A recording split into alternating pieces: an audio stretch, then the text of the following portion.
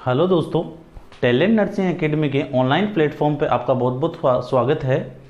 दोस्तों, आज हम लोग डिस्कशन करेंगे फंडामेंटल का। हमारा टॉपिक रहेगा जिसका नाम है एनीमा।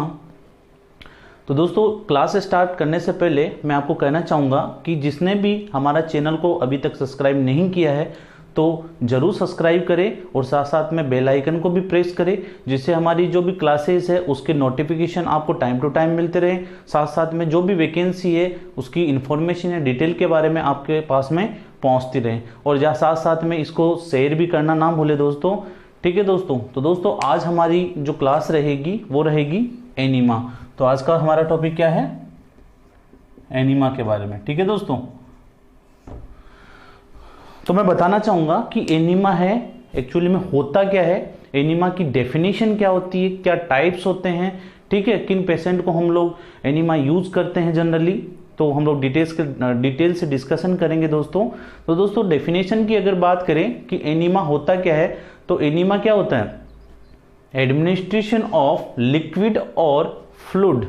ठीक है, एडमिनिस्ट्रेशन ऑफ लिक्विड और फ्लूइड इन द रेक्टम और bowel through the anal canal. ठीक है दोस्तों, तो एनल कैनाल के द्वारा रेक्टम के अंदर किसी भी तरीके का फ्लूइड या लिक्विड को इंसर्ट करना ही या फिर एडमिनिस्टर करना ही क्या कहलाता है? एनीमा कहलाता है। ठीक है, तो डेफिनेशन की अगर बात करें हम लोग, एनीमा की जो डेफिनेशन है उसकी हमने बताया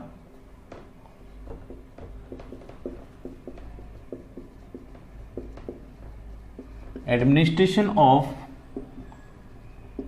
लिक्विड एंड, या फिर बोल सकते हैं लिक्विड और फ्लूइड इन द रेक्टम या फिर bowel through the anal canal. ठीक है, एडमिनिस्ट्रेशन ऑफ लिक्विड और fluid in the rectum through the anal canal known as enema.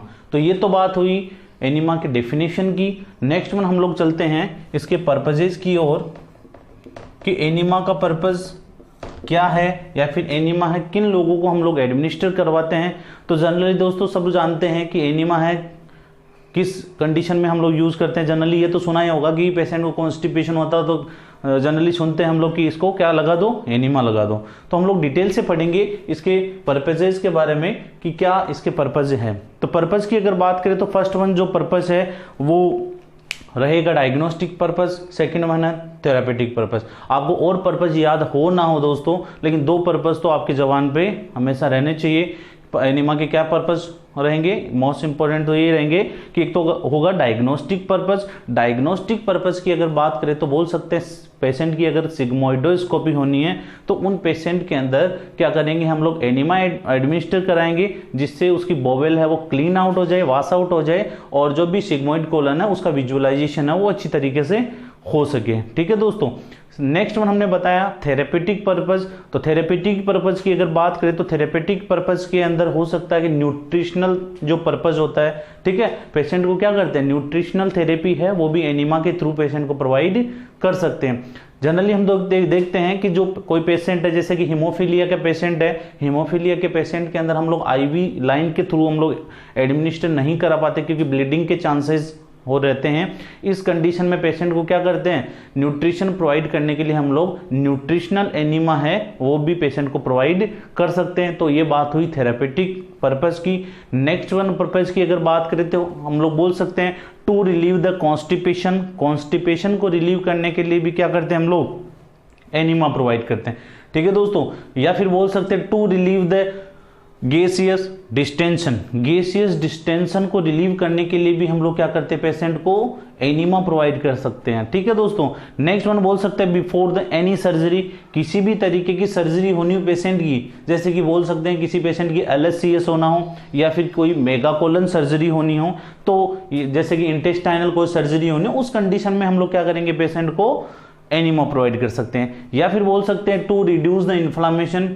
ठीक है, इंटेस्टाइनल कोई इन्फ्लामेशन कंडीशन हो रखी हो पेशेंट को, उस कंडीशन में हम लोग क्या करेंगे, पेशेंट को एनिमा प्रोवाइड कर सकते हैं जिससे उसकी इन्फ्लामेटरी जो कंडीशन है वो क्या हो सके, रिड्यूस हो सके। ठीक है दोस्तों, ये हुई पर्पजेज की बात। तो हमने पर्पज के बारे में डिस्कशन किया।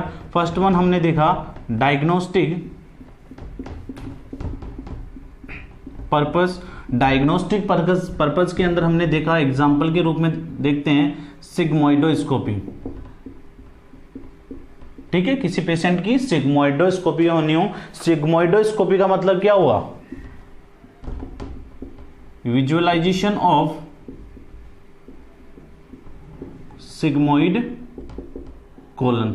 सिग्मोइड कोलन का विजुअलाइजेशन करना ही क्या कहलाता है? सिग्मोइडोस्कोपी। ठीक है दोस्तों, नेक्स्ट वन पर्पस हमने देखा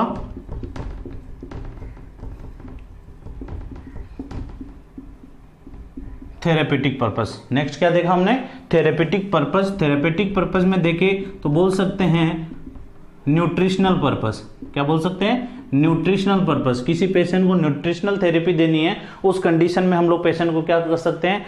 थेरेपेटिक पर्पस के लिए न्यूट्रिशनल एलिमा है वो प्रोवाइड कर सकते हैं। नेक्स्ट वन हमने देखा टू रिलीव कॉन्स्टिपेशन। ठीक है, कॉन्स्टिपेशन को रिलीव करने के लिए पेशेंट को एनिमा प्रोवाइड कर सकते हैं। To relieve gaseous distension. ठीक है, नेक्स्ट वन हमने क्या देखा? Before any surgery. Before any surgery, किसी पेशेंट की सर्जरी होनी है उससे पहले हम लोग क्या करते हैं? पेशेंट को एनिमा प्रोवाइड करते हैं। नेक्स्ट वन हम लोग बोल सकते हैं टू रिड्यूस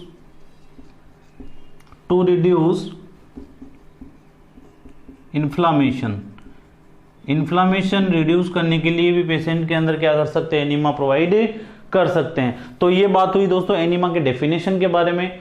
नेक्स्ट वन हमने देखा पर्पसेस के बारे में। चलिए नेक्स्ट चलते हैं हम आगे इसके टाइप्स की ओर, कि एनिमा है उसके क्या क्या टाइप्स होते हैं। ठीक है दोस्तों, साथ साथ में जो मैं लिखते जा रहा हूँ साथ साथ में प्लीज उतारते भी रहिए। एक रजिस्टर और पेन ले लीजिए जिसके लिए आपको है वो लॉन्ग टाइम तक है नोट्स है वो सिक्योर हो सके। ठीक है दोस्तों, तो हमने डेफिनेशन और पर्पस के बारे में देखा। नेक्स्ट हम लोग देखते हैं टाइप्स के बारे में, कि एनिमा के टाइप्स क्या होते हैं। What are the types of enema. तो एनिमा की अगर बात करें तो जनरली एनिमा है मेनली कितने टाइप्स का होता है? 2 टाइप्स का होता है, जिसके अंदर हम फर्स्ट टाइप क्या होता है? इवेक्वेंट एनिमा, और सेकंड टाइप होता है रिटेन्ड एनिमा। ठीक है दोस्तों, इवेक्वेंट एनिमा और रिटेन्ड एनिमा। फिर इसके अंदर फर्दर क्लासीफाई या सब डिवाइडेड है, तो आगे हम लोग देखते रहेंगे, डिटेल से देखते हैं। तो दोस्तों अगर एनिमा की अगर बात करें तो जनरली एनिमा है 2 टाइप्स का होता है। एक तो होता है इवेक्वेंट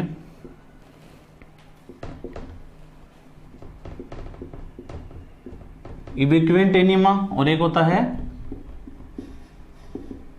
रिटेन्ड एनिमा। ठीक है दोस्तों, ये 2 टाइप्स होते हैं जनरली। फिर नेक्स्ट वन हम लोग बात करें कि इवेक्वेंट एनिमा है वो होता क्या है। इवेक्वेंट एनिमा क्या होता है कि जो ये एनिमा है वो क्या रहता है? इंटेस्टाइन या फिर बोवेल के अंदर या फिर बोल सकते हैं रेक्टम के अंदर क्या होता है? 10 मिनट तक क्या होता है? ये रिटेन रहता है। ठीक है, 10 से 15 मिनट तक क्या रहता है? ये बोवेल के अंदर ही रिटेन होता है। उसके बाद में क्या हो जाता है? एग्जिट आउट हो जाता है। ठीक है, ये ज्यादा देर तक नहीं रहता है। 10 या 15 मिनट के देने के बाद में 10 से 15 मिनट तक बोवेल या रेक्टम के अंदर रहेगा। उसके बाद में क्या होगा? एग्जिट आउट होगा। और इसी के साथ साथ में एनिमा एग्जिट आउट होने के साथ साथ में ये कुछ जो भी वेस्ट मटेरियल है इंटेस्टाइन के अंदर उसको भी क्या करेगा? ये एग्जिट आउट करेगा। ठीक है दोस्तों, वेस्ट मटेरियल वो भी क्या करेगा? ये एग्जिट आउट करेगा। खुद तो आएगा ही जो आएगा, उसके साथ साथ में किसी दूसरी जो जैसे कि वेस्ट मटेरियल है उसको भी साथ में लेके आएगा। लेकिन रिटेन्ड एनिमा की अगर बात करें तो retained enema generally 2 to 3 hours तक क्या रहेगा? रिटेन रहेगा। 2 to 3 आवर्स क्या रहेगा? रिटेन रहेगा बोवेल या फिर रेक्टम के अंदर। और साथ ही साथ ये अंदर ही अंदर क्या हो जाता है? एब्जॉर्ब हो जाता है। नो एग्जिट आउट, ये बाहर नहीं निकलता है। ठीक है दोस्तों, अंदर ही अंदर क्या होगा? एब्जॉर्ब हो जाएगा। लेकिन इवेक्वेंट एनिमा के अंदर क्या हो जाता है? 10 या 15 मिनट बाद में क्या हो जाता है? एग्जिट आउट हो जाता है। ठीक है दोस्तों, नेक्स्ट वन हम लोग चलते हैं कि जो इवेक्वेंट एनिमा है वो फर्दर डिवाइडेड होता है 3 टाइप्स के अंदर। इविक्वेंट एनिमा को फर्दर 3 टाइप्स के अंदर डिवाइड किया गया है दोस्तों, जिसको हम लोग ट्रिक से भी याद रख सकते हैं। ठीक है, अगर इविक्वेंट एनिमा के टाइप्स की बात करें तो हम लोग ट्रिक से याद कर सकते हैं। आप लोगों ने जनरली सुनते ही या फिर सुना होगा, सिम नाम तो सबने सुना होगा। आजकल जो सिम चलती है वोडाफोन है, आइडिया है, जो कि आजकल तो रिसेंट में ज़्यादातर ये जियो सिम चल रही है। तो सिम नाम कोई भी याद रख सकता है। तो सिम की अगर बात करें, सिम नाम से हम लोग है इसके टाइप्स को याद रख सकते हैं। जैसे कि यहाँ पे मैं लिख रहा हूँ सिम, ठीक है, ये वाली सिम, हाँ वही सिम की बात कर रहा हूँ जो आप समझ रहे हैं। ठीक है दोस्तों, तो सिम की अगर बात करें तो S for simple evacuant enema. Next one बात करें I फॉर आइस या फिर cold enema. Next one M for medicated enema. ठीक है दोस्तों, तो ये 3 टाइप्स हो गए, S for simple evacuant enema, I for ice या फिर कोल्ड एनिमा, और थर्ड वन हमने देखा M फॉर मेडिकेटेड एनिमा। ठीक है दोस्तों, ये बात हुई इविक्वेंट एनिमा के टाइप्स की। नेक्स्ट वन फर्दर डिवाइड किया गया है, जो मेडिकेटेड एनिमा है उसको भी क्लासिफाई किया गया है 5 टाइप्स के अंदर। ठीक है दोस्तों, मेडिकेटेड जो एनिमा है उसके भी 5 टाइप्स होते हैं, उनको भी याद रखने के लिए हमने यहाँ पे एक ट्रिक बनाई है, उससे आप आसानी से याद रख सकते हैं। तो जो मेडिकेटेड एनिमा को याद करने के लिए हमने एक ट्रिक बनाई है, जिसको हमने नाम दिया है कोपा। कोपा नाम से आप मेडिकेटेड एनिमा के टाइप्स याद रख सकते हैं। जैसे कि यहाँ पे मैं लिख रहा हूँ कोपा, COPAA। ठीक है दोस्तों, COPAA। C for carminative enema, O for oil enema, P for purgative enema, A for anti helminthic enema, और लास्ट वन जो A है उसका नाम रहेगा एस्ट्रिंजेंट एनिमा। तो ये 5 टाइप्स है जो कि मेडिकेटेड एनिमा के टाइप है। ठीक है दोस्तों, नेक्स्ट वन हम चलते हैं, हमारा जो सेकंड टाइप रहेगा एनिमा का, इसका नाम है रिटेंड एनिमा। रिटेंड एनिमा को भी फर्दर क्लासिफाई किया गया है 5 टाइप्स के अंदर, जिसको हम लोग यहां देखेंगे। तो जो रिटेंड एनिमा है उसको भी 5 टाइप्स के अंदर क्लासिफाई किया गया है, उसको भी हमने उसकी ट्रिक बनाई है। तो आप जो रिटेंड एनिमा है उसको याद करने के लिए ये ट्रिक अपना सकते हैं, जिसको हमने बोला है सेंस नाम से। सेंस नाम से आप रिटेंड एनिमा के टाइप्स को आप याद रख सकते हैं दोस्तों। तो यहां पे मैं लिख रहा हूं सेंस, SANSE। ठीक है दोस्तों, तो सेंस का हम लोग देखते हैं, फुल फॉर्म करके देखते हैं। तो S for stimulant enema, anaesthetic enema, nutritional enema, next one sedative enema, और लास्ट वन है इमोलिएंट एनिमा। ये 5 टाइप्स है दोस्तों, रिटेंड एनिमा की भी 5 टाइप्स है, और जो इवैक्यूएंट एनिमा है उसके अंदर जो मेडिकेटेड एनिमा है उसके भी 5 टाइप्स है। ठीक है दोस्तों, तो ये हमारी बात हुई टाइप्स की।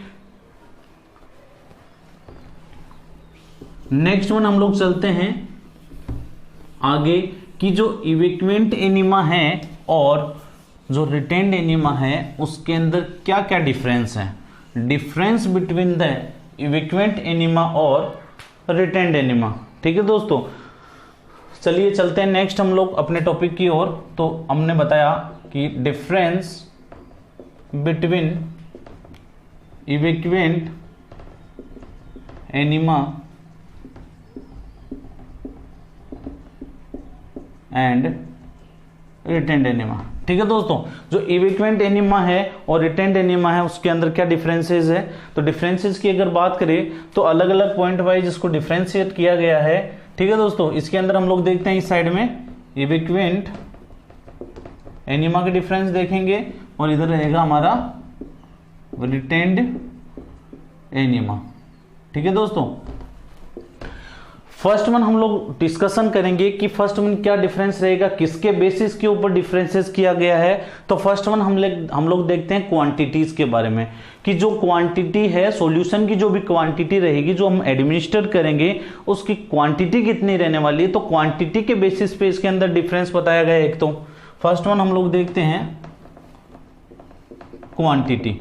अगर क्वांटिटी के बेसिस के ऊपर आप लोग डिफरेंशिएशन करें तो हम लोग बोल सकते हैं कि जो एडल्ट पर्सन है उसके अंदर कितनी क्वांटिटी रहेगी, चाइल्ड के अंदर कितनी क्वांटिटी रहेगी और इन्फेंट के अंदर कितनी क्वांटिटी रहने वाली है। ठीक है दोस्तों, तो एडल्ट की हम लोग बात करें तो सॉल्यूशन की कितनी क्वांटिटी रहेगी, 500 से 1000 ml।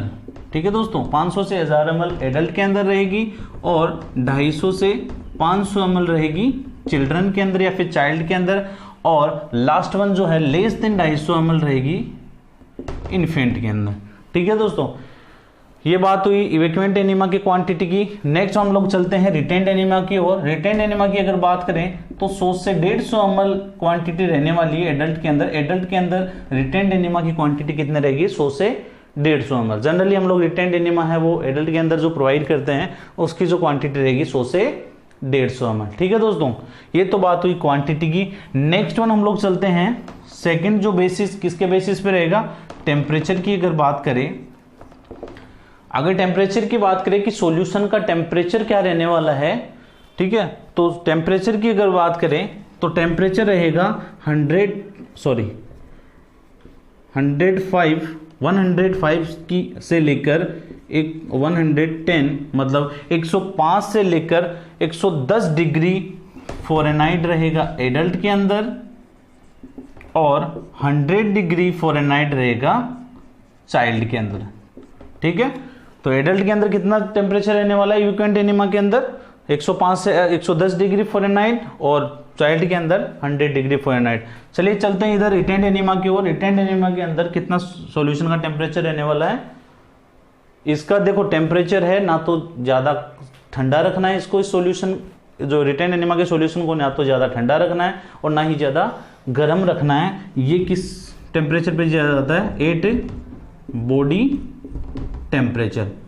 ये जो रिटेंड एनीमा है वो बॉडी टेम्परेचर पे दिया जाता है। तो बॉडी टेम्परेचर जो नॉर्मल होता है वो कितना होता है, 98.6 डिग्री फ़ारेनहाइट होता है। ठीक है दोस्तों, अगर कई बार क्वेश्चन भी आ जाए, कई बार क्वेश्चन आता भी है कि ऐसा कौन सा एनीमा है जो एट ए बॉडी टेम्परेचर पे दिया जाता है, तो हम लोग क्या कहेंगे, रिटेंड एनीमा है, उसको क्या करते हैं हम लोग बॉडी टेम्परेचर पर देते हैं। ठीक है दोस्तों, ये बात हुई टेम्परेचर तक की। नेक्स्ट वन हम लोग चलते हैं ड्यूरेशन की ओर। ठीक है दोस्तों, नेक्स्ट वन हम लोग बात करते हैं ड्यूरेशन। ड्यूरेशन की अगर बात करें तो इवैक्यूएंट एनीमा का जो ड्यूरेशन है वो हमने पहले भी डिस्कस किया है कि इवैक्यूएंट एनीमा है उसका ड्यूरेशन कितना रहेगा, 10 मिनट रहेगा, और रिटेंड एनीमा का ड्यूरेशन कितना रहेगा, 2 to 3 आवर्स रहेगा। ठीक है दोस्तों, लेकिन एक बात इसके अंदर ध्यान रखनी है, ड्यूरेशन की अगर बात करें तो जो इवैक्यूएंट एनीमा है वो वैसे तो 10 मिनट रहने वाला है, लेकिन एक एनीमा जो इवैक्यूएंट एनीमा का जो एक टाइप है ऑयल एनीमा, उसको छोड़ के, except oil enema, oil enema को छोड़ के जो भी इवैक्यूएंट एनीमा के टाइप है उसका ड्यूरेशन कितना रहने वाला है, 10 मिनट रहने वाला है। लेकिन ऑयल एनीमा का जो ड्यूरेशन रहेगा वो रहेगा 2 से 3 घंटे रहने वाला है। ठीक है दोस्तों, ये रही ड्यूरेशन की बात। नेक्स्ट इसके अंदर बात करें तो हम लोग बोल सकते हैं given in more than 1 time, given more than 1 time in a day. जो इवैक्यूएंट एनीमा है वो दिन में एक बार या एक बार से ज़्यादा भी हम लोग प्रोवाइड कर सकते हैं, लेकिन रिटेंड एनीमा के अंदर क्या करेंगे हम लोग, given only in once a day. Retained enema है वो दिन में एक बार ही प्रोवाइड कर सकते हैं, लेकिन इवैक्यूएंट एनीमा है वो दिन में कितने भी बार प्रोवाइड कर सकते हैं। लेकिन इसके अंदर भी एक जो इंपॉर्टेंट बात याद रखनी है वो याद रखनी है, एक्सेप्ट जो रिटेंड एनीमा का एक टाइप है न्यूट्रिशनल एनीमा, जो न्यूट्रिशनल एनीमा को छोड़ के, रिटेंड एनीमा का जो भी न्यूट्रिशनल टाइप है उसको छोड़ के इसका जो ड्यूरेशन रहने वाला है, सॉरी उसका जो देने का जो तरीका है, रिटेंड एनीमा है उसके जो ऑल ओवर टाइप्स है उसको हम लोग एक बार ही दे सकते हैं, लेकिन न्यूट्रिशनल एनीमा है वो हम लोग बार बार दे सकते हैं। Generally nutritional enema 4 to 6 hour से क्या करेंगे हम लोग, रिपीट कर सकते हैं। ठीक है दोस्तों, तो न्यूट्रिशनल एनीमा को छोड़ के रिटेंड एनीमा की जो भी टाइप है उसको हम लोग दिन में एक बार ही दे सकते हैं, लेकिन न्यूट्रिशनल एनीमा को हम लोग 4 to 6 आवर रिपीट कर सकते हैं। ठीक है, न्यूट्रिशनल एनीमा को हम लोग दिन में 4 से 5 बार हम लोग दे सकते हैं। ठीक है दोस्तों, ये बात हुई ड्यूरेशन की। नेक्स्ट वन हम लोग चलते हैं, एक है हाइट के बेसिस के ऊपर कि जो एनीमा जो केन है उसकी हाइट कितनी रखी जाती है, सॉरी हाँ एनीमा केन है उसकी हाइट कितनी रखी जाती है। तो हम लोग बोल सकते हैं कि जो एनीमा केन है उसको हैंग करने के लिए किसकी जरूरत पड़ेगी, हमें आईवी स्टैंड की जरूरत पड़ेगी। तो हम लोग बोल सकते हैं जो आईवी स्टैंड होता है एनीमा केन लटकाने के लिए उसकी हाइट कितनी रहेगी, इवैक्यूएंट एनीमा के अंदर हम लोग बोल सकते हैं 18 इंच, 18 इंच इवैक्यूएंट एनीमा के अंदर रहने वाली है, लगभग 45 सेंटीमीटर है वो इवैक्यूएंट एनीमा में रहेगी। और रिटेंड एनीमा की अगर बात करें तो हम लोग बोल सकते हैं 8 इंच है वो रिटेंड एनीमा में रहेगी, लगभग 20 सेंटीमीटर है वो रिटेंड एनीमा के अंदर हाइट रख सकते हैं। ठीक है दोस्तों, इसके अंदर ये भी है कि ज्यादा हाइट ज्यादा ऊपर नीचे भी नहीं होनी चाहिए, नहीं तो जो एनीमा है वो इफेक्टिव नहीं हो सकता है। ठीक है दोस्तों, इफेक्टिव भी नहीं हो सकता है, इसीलिए हाइट है वो जो बताई गई है उसी के अकॉर्डिंग हाइट रखनी है। ठीक है दोस्तों, ये बात हुई डिफरेंसेस की। तो हम लोगों ने डिस्कस किया इसकी डेफिनेशन के बारे में, ठीक है, इसके पर्पस के बारे में, इसके टाइप्स के बारे में, लास्ट वन हमने देखा इसके डिफरेंसेस के बारे में। ठीक है दोस्तों, चलिए नेक्स्ट हम लोग चलते हैं, इसके जो टाइप्स मैंने बताए हैं, ठीक है, जो एनीमा के जो टाइप्स बताए हैं उनको हम लोग डिटेल से डिस्कशन करते हैं। तो डिटेल से हम लोग देखते हैं टाइप्स की अगर बात करें उनको देखते हैं हम लोग डिटेल से। तो हम लोगों ने पहले जो बताया था, मैंने बताया था कि जो इवैक्यूएंट एनीमा तो हम लोगों ने डिस्कस किया ही है कि इवैक्यूएंट एनीमा क्या है और रिटेंड एनीमा क्या है। इवैक्यूएंट एनीमा और रिटेंड एनीमा के अंदर मैंने टाइप्स बताए थे। तो इवैक्यूएंट एनीमा के अंदर मैंने टाइप बताए थे, जनरली 3 टाइप बताए थे। तो 3 टाइप की अगर बात करें तो मैंने कहा था कि सिम नाम से आप याद रख सकते हैं। तो सिम की अगर बात करें तो फर्स्ट जो एनीमा हमारा टाइप रहेगा वो रहेगा simple evacuant enema, simple evacuant enema. ठीक है दोस्तों, सिंपल इवैक्यूएंट एनीमा की अगर बात करें तो सिंपल इवैक्यूएंट एनीमा हम लोग जनरली है पेशेंट है उसकी जो सर्जरी होनी है उससे पहले हम लोग प्रोवाइड कर सकते हैं, या फिर किसी पेशेंट को कॉन्स्टिपेशन है तो उस कंडीशन में हम लोग क्या करेंगे, पेशेंट को एनीमा प्रोवाइड कर सकते हैं, जो कि हम लोग बोल सकते हैं कि सिंपल इवैक्यूएंट एनीमा है। तो सिंपल इवैक्यूएंट एनीमा के अंदर सॉल्यूशन की अगर बात करें कि सिंपल इवैक्यूएंट एनीमा के अंदर हम लोग क्या सॉल्यूशन दे सकते हैं, तो सॉल्यूशन की अगर बात करें तो हम लोग बोल सकते हैं यहाँ पर सोप प्लस वाटर। सोप और वाटर है वो हम लोग सिंपल इवैक्यूएंट एनीमा के अंदर सॉल्यूशन के रूप में दे सकते हैं दोस्तों। नेक्स्ट इसके अंदर हम लोग बोल सकते हैं सोप की जो क्वांटिटी है, ठीक है, तो हम लोग बोल सकते हैं 50 ml liquid soap plus 1000 ml water. ठीक है दोस्तों, तो 50 ml लिक्विड सोप ले सकते हैं और 1000 ml हम लोग क्या करेंगे, वाटर लेंगे। ठीक है दोस्तों, ये क्या करेगा, हम लोग बोल सकते हैं यूज टू रिलीव कॉन्स्टिपेशन। ये क्या करेगा, कॉन्स्टिपेशन को रिलीव करता है। ठीक है दोस्तों, ये तो फर्स्ट सॉल्यूशन की बात। सेकंड सॉल्यूशन हम लोग ले सकते हैं यूज में NS, जिसको हम लोग बोलते हैं जो सेलाइन है, नॉर्मल सेलाइन है, वो भी हम लोग जनरली यूज कर सकते हैं। ठीक है दोस्तों, वो हम लोग जनरली यूज करते हैं बिफोर एनी सर्जरी। किसी भी तरीके की सर्जरी होनी है उससे पहले हम लोग क्या करेंगे, ये यूज़ कर सकते हैं। जैसे कि एग्जाम्पल के रूप में देखें तो हम लोग बोल सकते हैं LSCS में हम लोग यूज़ कर सकते हैं। मेगा कोलन की कोई सर्जरी होनी है उसमें भी हम लोग क्या कर सकते हैं, NS का जो भी एनिमा है वो यूज कर सकते हैं। ठीक है दोस्तों, तो ये बात हुई सिंपल इवैक्यूएंट एनिमा की। ये जो फर्स्ट टाइप है उसको हमने देखा डिटेल से। ठीक है दोस्तों, नेक्स्ट वन हम लोग चलते हैं हमारे जो सेकंड टाइप्स हमने जो बताया था। सेकंड टाइप्स कौन कौन सा रहेगा, I for ice enema. Second types कौन सा था, आइस एनिमा। आइस एनिमा हम लोग कब यूज करते हैं, आइस एनिमा हम लोग जनरली यूज करते हैं कोई भी पेशेंट है वो हाइपर पायरेक्सिया फिर हाइपरथर्मिया का अगर कोई पेशेंट है तो उस कंडीशन में हम लोग क्या करेंगे, पेशेंट को आइस एनिमा प्रोवाइड कर सकते हैं। तो हम लोग बोल सकते हैं use in hyperthermia to reduce body temperature.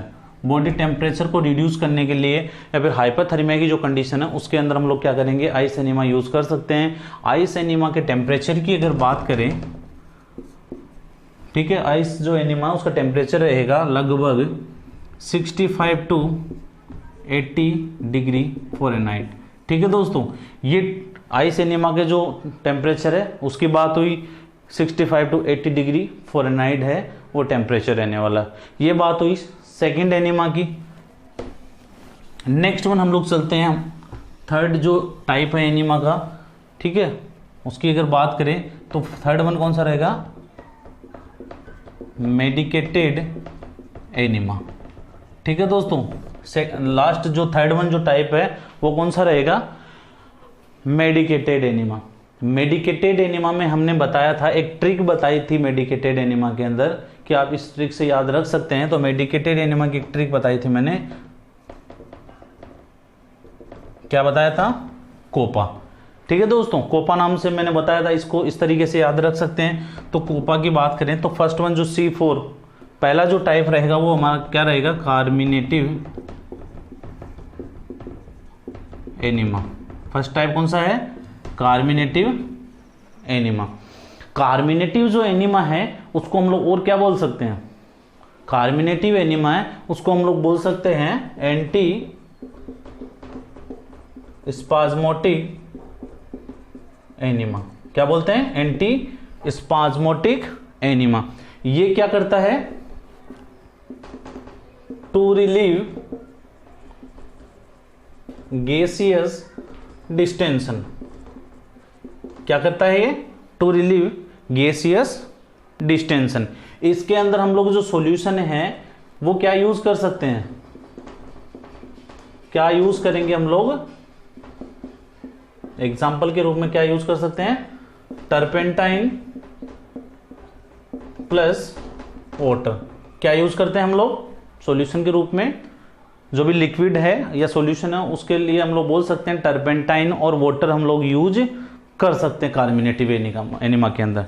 ठीक है दोस्तों, तो मेडिकेटेड एनिमा का फर्स्ट टाइप हुआ। सेकंड टाइप की अगर बात करें कि मेडिकेटेड एनिमा का सेकंड टाइप कौन सा है हमारा, क्या रहेगा, O4 ऑयल एनिमा। ठीक है दोस्तों, ऑयल एनिमा की अगर बात करें तो ऑयल एनिमा है वो क्या फंक्शन करता है, to softening of the fecal material. क्या करता है, softening of the fecal material. ठीक है, softening of the fecal material. अगर इसके अंदर हम लोग सॉल्यूशन की अगर बात करें, लिक्विड जो सॉल्यूशन हमारा इसके अंदर क्या रहने वाला है, हम लोग बोल सकते हैं जैसे कि ओलिव ऑयल यूज कर सकते हैं।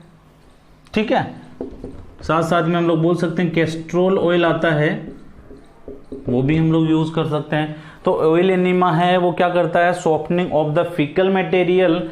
और इसके अंदर जो सॉल्यूशन यूज करते हैं एग्जांपल के रूप में हम लोग बोल सकते हैं कि ओलिव ऑयल और कैस्ट्रोल ऑयल है वो हम लोग यूज कर सकते हैं।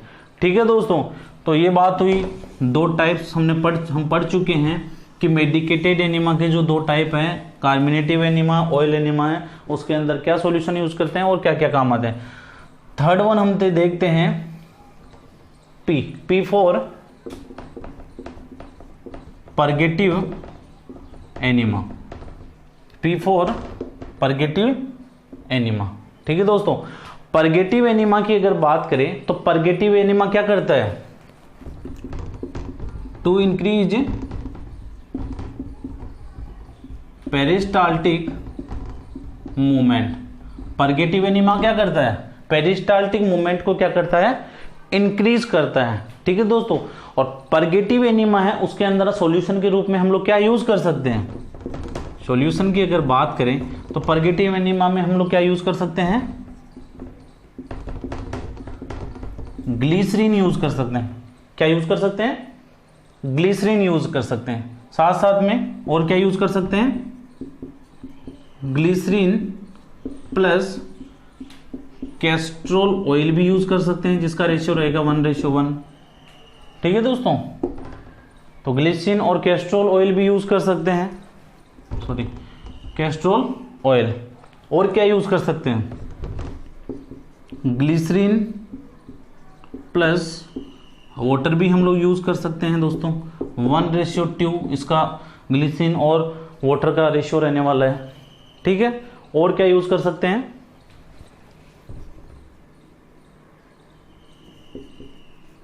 ग्लिसरीन, और क्या यूज कर सकते हैं, ग्लिसरीन, MgSO4 और water. Magnesium sulphate plus glycerine plus water, इसका कॉम्बिनेशन भी हम लोग यूज कर सकते हैं। तो जो MgSO4 है वो 30 ml, ग्लिसरीन ले सकते हैं 60 ml और वाटर ले सकते हैं हम लोग 90 ml। ठीक है दोस्तों, तो इसके अंदर हम लोग बोल सकते हैं कि इसका जो रेशियो रहने वाला है 1:3, इसका क्या रेशियो रहेगा, 1:3 रेशियो रहेगा। ठीक है दोस्तों, इसीलिए हम लोग परगेटिव एनीमा को 1:3 एनीमा भी बोल सकते हैं कि 1:3 एनीमा कौन सा होता है, कौन सा होता है, परगेटिव एनीमा। तो परगेटिव एनीमा को हम लोग 1:3 एनीमा भी बोल सकते हैं। ठीक है दोस्तों, ये बात हुई परगेटिव एनीमा की। परगेटिव एनीमा क्या करता है, पेरिस्टाल्टिक मूवमेंट को इंक्रीज करता है, जिसके अंदर हम लोग सॉल्यूशन के रूप में यूज ले सकते हैं ग्लिसरीन, और ग्लिसरीन प्लस कैस्ट्रोल भी यूज कर सकते हैं, ग्लिसरीन प्लस वाटर भी यूज कर सकते हैं। ठीक है, और साथ साथ में जो मैग्नीशियम सल्फेट, ग्लिसरीन, वाटर, इसका सॉल्यूशन भी हम लोग यूज कर सकते हैं। ठीक है दोस्तों,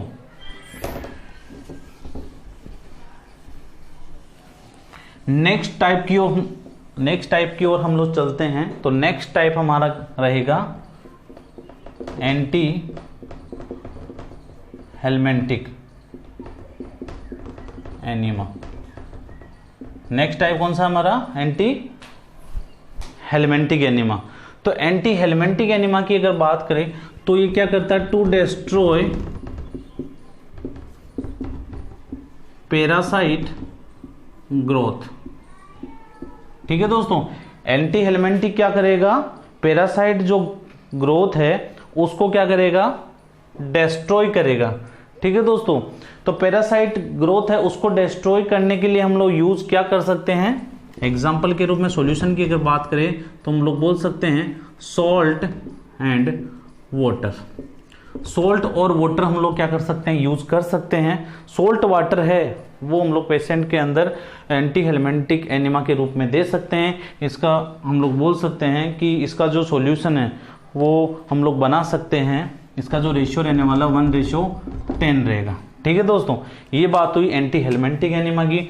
लास्ट हमारा जो इसका टाइप रहेगा एस्ट्रिंजेंट एनीमा। लास्ट टाइप क्या है हमारा, एस्ट्रिंजेंट एनीमा। तो एस्ट्रिंजेंट एनीमा की अगर बात करें कि एस्ट्रिंजेंट एनीमा है वो क्या करवाता है, टू रिड्यूस इन्फ्लामेशन। क्या करता है ये, टू रिड्यूस इन्फ्लामेशन। इन्फ्लामेशन को रिड्यूस करने के लिए जो एनीमा देते हैं वो कौन सा एनीमा है? Astringent enema. तो एस्ट्रिंजेंट एनीमा के अंदर हम लोग बोल सकते हैं कि सॉल्यूशन की अगर बात करें तो क्या दे सकते हैं? सिल्वर नाइट्रेट और साथ साथ में हम लोग बोल सकते हैं एलम प्लस वाटर, ये हम लोग यूज कर सकते हैं एस्ट्रिंजेंट एनीमा के अंदर। ठीक है दोस्तों, ये बात हुई इवैक्यूएंट एनीमा के टाइप्स की, जो कि हमने डिटेल से डिस्कशन किया। ठीक है दोस्तों, नेक्स्ट वन हम लोग चलते हैं। नेक्स्ट जो सेकंड टाइप था रिटेंड एनीमा, तो रिटेंड एनीमा को भी हम लोग डिटेल से देखते हैं दोस्तों कि रिटेंड एनीमा है, उसके अंदर जो टाइप्स बताए गए हैं वो उसके क्या क्या यूज है और क्या क्या उसके अंदर सॉल्यूशन यूज कर सकते हैं। ठीक है दोस्तों, सेकंड जो टाइप्स था हमारा रिटेंड एनीमा। रिटेंड एनीमा की हमने बात की, तो रिटेंड एनीमा के बारे में हमने शुरू में स्टार्टिंग में बता दिया था। ठीक है दोस्तों, तो रिटेंड एनीमा के जो याद करने के लिए मैंने बताया था, इसको भी फॉर्मूले से मैंने बताया था, सेंस नाम से हम लोग इसको याद कर सकते हैं दोस्तों। तो मैंने बताया था कि एस फॉर स्टिमुलेंट एनीमा। ठीक है दोस्तों, स्टिमुलेंट एनीमा के रूप में हम लोग दे सकते हैं। रिटेंड एनीमा का जो टाइप है वो क्या रहेगा? Stimulant enema. स्टिमुलेंट एनीमा की बात करें तो हम लोग यूज कर सकते हैं, यूज इन शॉक पेशेंट। इसको किस में यूज कर सकते हैं? यूज इन शॉक पेशेंट, या फिर over dose of opioids patient, जिस पेशेंट की ओवरडोज हो गई ओपियोइड्स की उसमें यूज कर सकते हैं, या फिर शॉक के जो पेशेंट है उसमें हम लोग है वो स्टिमुलेंट एनीमा है वो यूज कर सकते हैं। ठीक है दोस्तों, स्टिमुलेंट एनीमा के अंदर जो हम लोग सॉल्यूशन यूज करेंगे वो क्या रहेगा? Black coffee. क्या रहेगा? Black coffee. तो स्टिमुलेट करने के लिए हम लोग क्या करते हैं? एनीमा के रूप में स्टिमुलेंट एनीमा देते हैं, और स्टिमुलेंट एनीमा के अंदर हम लोग सॉल्यूशन रखेंगे ब्लैक कॉफी। और ब्लैक कॉफी ब्लैक कॉफी की अगर बात करें तो इसके अंदर हम लोग बोल सकते हैं 1 टीस्पून ब्लैक कॉफी रहेगी प्लस 300 ml वाटर रहेगा। ठीक है दोस्तों, 1 टीस्पून क्या रहेगी? ब्लैक कॉफी रहेगी और 300 ml वाटर रहने वाला है। ठीक है दोस्तों, नेक्स्ट वन जो टाइप है उसकी ओर हम लोग चलते हैं। नेक्स्ट हमारा टाइप रहेगा अनेस्थेटिक एनीमा। नेक्स्ट टाइप कौन सा है? Anaesthetic enema. नेक्स्ट हमारा टाइप रहेगा अनेस्थेटिक एनीमा। तो अनेस्थेटिक एनीमा है, हम लोग कब देते हैं? किसी भी पेशेंट को क्या करना हो? अनेस्थेसिया देना हो। यूज इन अनेस्थेसिया किस में यूज करते हैं? किसी पेशेंट को अनेस्थेसिया देना है तो हम लोग है एनीमा के थ्रू भी पेशेंट को क्या कर सकते हैं? अनेस्थेसिया प्रोवाइड कर सकते हैं दोस्तों। तो अनेस्थेटिक जो एनीमा की अगर बात करें तो इसके अंदर हम लोग जो एग्जाम्पल के रूप में क्या यूज कर सकते हैं? एवर्टीन। क्या यूज कर सकते हैं? एवर्टीन है वो एनीमा के थ्रू है पेशेंट को दे सकते हैं, जिससे पेशेंट क्या होगा? अनेस्थेटाइज होगा। ठीक है दोस्तों, तो ये बात हुई अनेस्थेटिक एनीमा की। नेक्स्ट वन हम लोग चलते हैं आगे। नेक्स्ट टाइप कौन सा रहेगा हमारा? Nutritional enema. थर्ड वन हो गया ना, न्यूट्रिशनल एनीमा। नेक्स्ट हमारा टाइप है न्यूट्रिशनल एनीमा। तो दोस्तों न्यूट्रिशनल एनीमा की अगर बात करें तो न्यूट्रिशनल एनीमा क्या किसमें यूज कर सकते हैं? यूज इन गिवन न्यूट्रिशन, या फिर बोल सकते हैं provide the nutrition. Use in given nutritional therapy. Nutritional therapy में हम लोग यूज कर सकते हैं, एग्जाम्पल के रूप में हम लोग बोल सकते हैं कोई भी हीमोफिलिक जो पेशेंट है, हीमोफिलिक जो पेशेंट है उसके अंदर हम लोग न्यूट्रिशनल जो एनीमा उसके थ्रू हम लोग पेशेंट को न्यूट्रिशन प्रोवाइड कर सकते हैं। ठीक है दोस्तों, इसके अंदर जो सॉल्यूशन रहने वाला वो क्या रहेगा? डेक्सट्रोज। क्या रहेगा दोस्तों? इसके अंदर हम लोग डेक्सट्रोज है वो पेशेंट को प्रोवाइड कर सकते हैं न्यूट्रिशनल थेरेपी प्रोवाइड करते समय। ठीक है, न्यूट्रिशनल एनीमा प्रोवाइड करते समय। ठीक है दोस्तों, ये बात है न्यूट्रिशनल एनिमा की। नेक्स्ट वन हम लोग चलते हैं, फोर्थ वन हमारा टाइप रहेगा सेडेटिव एनिमा। नेक्स्ट हमारा क्या टाइप रहेगा, सेडेटिव एनिमा। सेडेटिव एनिमा की अगर बात करें तो किसी भी पेशेंट को सेडेट करना है, सेडेशन देना है, तो उस कंडीशन में हम लोग एनिमा के रूप में सेडेशन दे सकते हैं। इसके अंदर एग्जाम्पल की अगर बात करें तो क्या दे सकते हैं हम लोग, पोटेशियम ब्रोमाइड। क्या कर सकते हैं पेशेंट को, पोटेशियम ब्रोमाइड दे सकते हैं, जिससे पेशेंट क्या होगा, सेडेट हो जाएगा। तो पेशेंट को क्या करेंगे हम लोग, सेडेटिव एनिमा प्रोवाइड कर सकते हैं। नेक्स्ट वन जो टाइप है, लास्ट वन जो टाइप हमारा रहेगा वो कौन सा रहेगा, फिफ्थ वन जो टाइप है वो कौन सा रहेगा, इमोलिएंट एनिमा। क्या रहेगा दोस्तों, इमोलिएंट एनिमा। इमोलिएंट एनिमा हम लोग क्यों यूज करते हैं, या फिर क्या फंक्शन करता है इमोलिएंट एनिमा। इमोलिएंट एनिमा क्या करता है, to softening of the mucous membrane of the bowel. Bowel की जो म्यूकस मेम्ब्रेन है उसको सॉफ्ट करने के लिए क्या करते हैं हम लोग, पेशेंट को इमोलिएंट एनिमा प्रोवाइड कर सकते हैं। ठीक है दोस्तों, इसके अंदर एग्जाम्पल के रूप में हम लोग बोल सकते हैं ओपियम या फिर स्टार्च। ओपियम और स्टार्च के रूप में हम लोग पेशेंट को इमोलिएंट एनिमा प्रोवाइड कर सकते हैं। तो दोस्तों हम लोगों ने डिस्कशन किया, डिटेल से बताया कि इवेक्वेंट एनिमा है वो क्या होता है, इवेक्वेंट एनिमा के जो टाइप है वो क्या होते हैं, उसके अंदर क्या क्या सॉल्यूशन यूज कर सकते हैं। रिटेंट एनिमा में हम लोग क्या कर सकते हैं, रिटेंट एनिमा के टाइप्स है उसके अंदर हमने बताया कि क्या सॉल्यूशन यूज करते हैं, किस लिए यूज करते हैं। ठीक है दोस्तों, तो ये हुई टाइप्स की बात डिटेल से।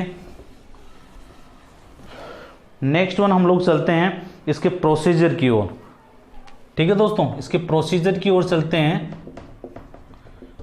दोस्तों प्रोसीजर की अगर बात करें तो आप लोग सब जानते हैं कि किसी भी प्रोसीजर को करने के लिए हम लोगों के पास में क्या होने चाहिए, सफिशिएंट जो आर्टिकल्स है, ठीक है, इक्विपमेंट्स है वो होना जरूरी है, और जो भी मटेरियल है वो भी साथ साथ में होना चाहिए पेशेंट को, जो भी हम लोग दे रहे हैं। ठीक है दोस्तों, इसके अंदर हम लोग बोल सकते हैं कि जाइलोकेन जेली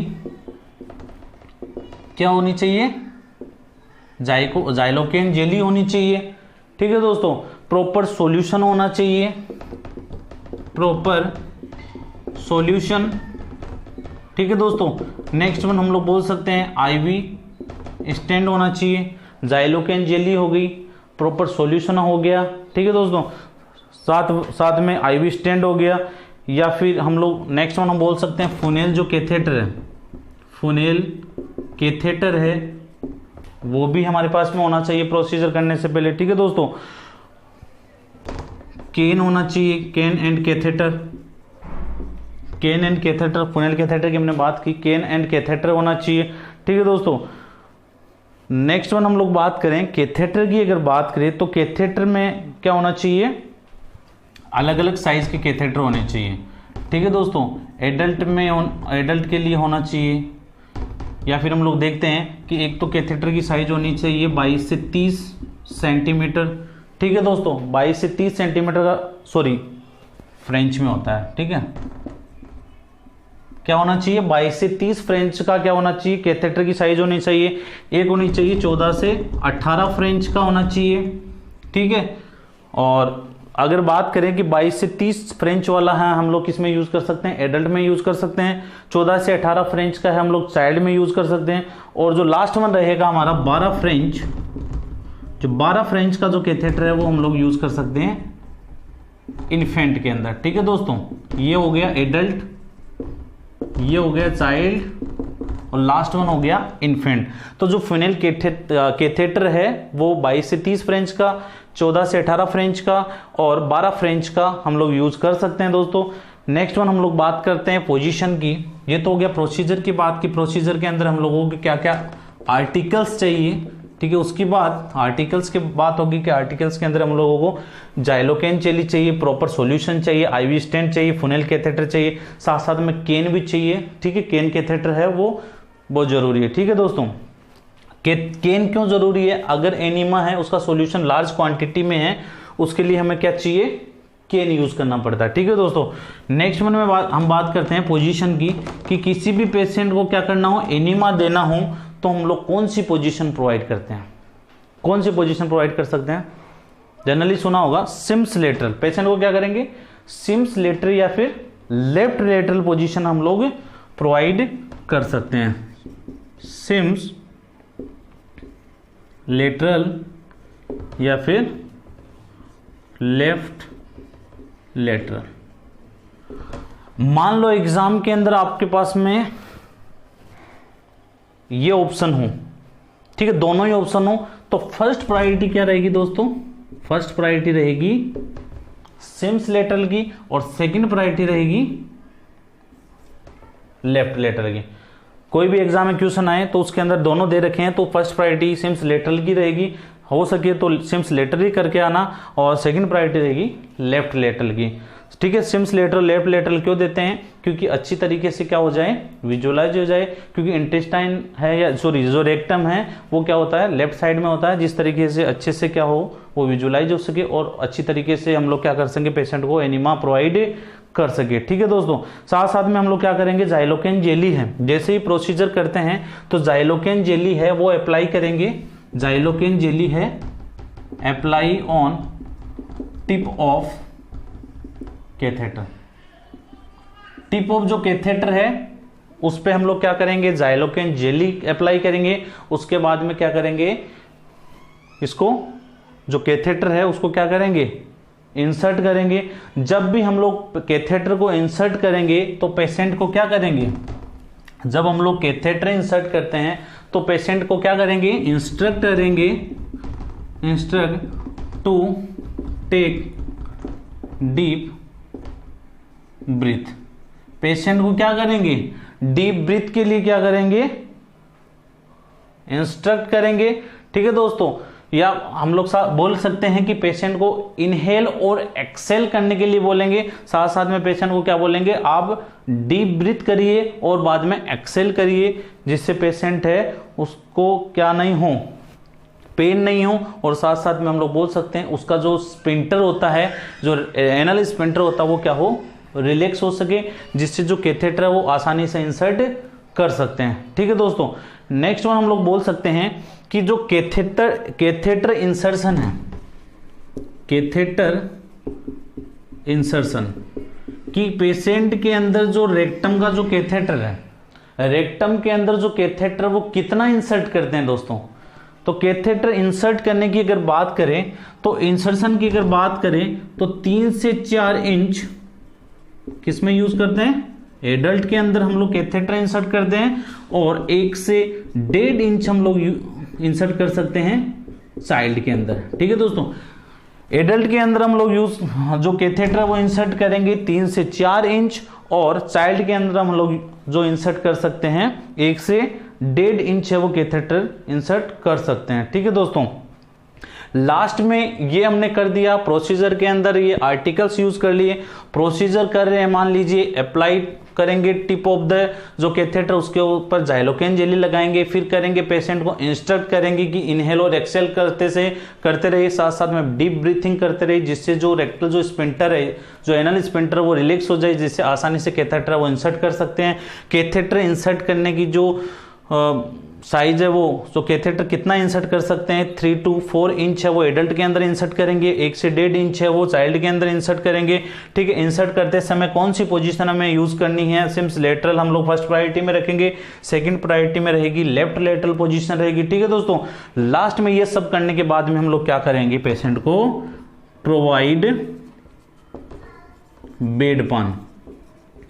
जैसे ही हमने क्या किया, जो एनिमा दिया, उसके बाद में क्या करेंगे, लास्ट में बेड पान हम लोग पेशेंट को प्रोवाइड करेंगे, जिससे पेशेंट के अंदर जो वेस्ट मटेरियल है, ठीक है, एनिमा लगाने के बाद में जो भी वेस्ट मटेरियल है एग्जिट आउट हुआ है उसको वो क्या कर सके, कलेक्ट कर सके।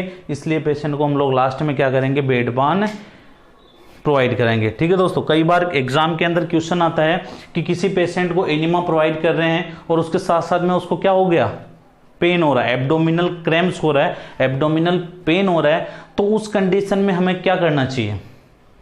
मान लो कंटिन्यूसली पेन हो रहा है, तो पेशेंट को अगर मान लो कंटिन्यूसली पेन हो रहा है, ठीक है, और पेन भी है वो ज़्यादा हो रहा है, तो उस कंडीशन में हम लोग क्या करेंगे, जो एनिमा है उसको क्या करेंगे, स्टॉप करेंगे। ठीक है, और एनिमा स्टॉप करेंगे करके पेशेंट को क्या करेंगे, हम लोग बेडपान प्रोवाइड कर सकते हैं। या फिर कई बार एग्जाम में क्वेश्चन पूछा जाता है कि पेशेंट को स्लाइटली पेन हो रहा है, एब्डोमिनल पेन हो रहा है, तो उस कंडीशन में हम लोग क्या करेंगे, एक तो सबसे पहले तो क्या करेंगे, जो सॉल्यूशन है एनीमा का उसका टेम्परेचर चेक करेंगे। सेकंड प्रायोरिटी रहेगी हमारी उसका जो आईवी स्टेंट जो लगाया है उसको हम लोग चेक करेंगे। तो इन और साथ साथ में लास्ट वन हम लोग क्या करेंगे, टेम्परेरी है वो स्टॉप कर सकते हैं। और अगर इससे भी सब साइड नहीं हो रहा है पेन, तो हम लोग क्या करेंगे, परमानेंट हम लोग क्या करेंगे, उसको जो सॉल्यूशन है या उस एनीमा का जो सॉल्यूशन है उसको क्या करेंगे, परमानेंटली स्टॉप कर देंगे। ठीक है दोस्तों, तो दोस्तों आज की हमारी जो क्लास है एनीमा की जो क्लास है वो हम लोगों ने डिटेल से डिस्कशन की। ठीक है दोस्तों, तो नेक्स्ट ये हमारी लास्ट जो एनीमा की क्लास थी वो कंप्लीट होती है आज यहीं पे दोस्तों। नेक्स्ट जो क्लास है रहेगी वो नेक्स्ट किसी नए टॉपिक के साथ में करेंगे दोस्तों आज के लिए इतना ही। टैलेंट नर्सिंग एकेडमी को ज्वाइन करने के लिए बहुत बहुत धन्यवाद। थैंक यू सो मच दोस्तों।